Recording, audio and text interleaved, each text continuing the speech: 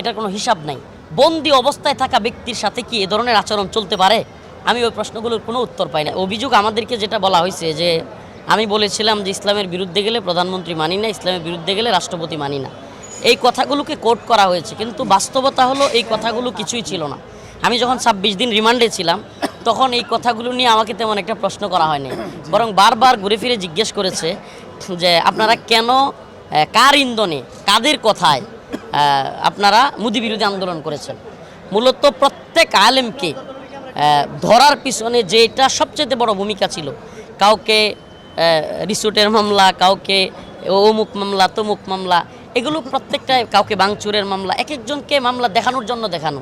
কিন্তু বাস্তবতা হলো প্রত্যেককে ধরার পিছনে একটাই কারণ, সেটা হলো কেন আমরা মোদি বিরোধী আন্দোলনে জড়ালাম এটাই। এবং মোদিকে খুশি করতে গিয়ে গত ফ্যাসিস্ট সরকার, জালেম সরকার হাসিনা এই কাজটা করেছে।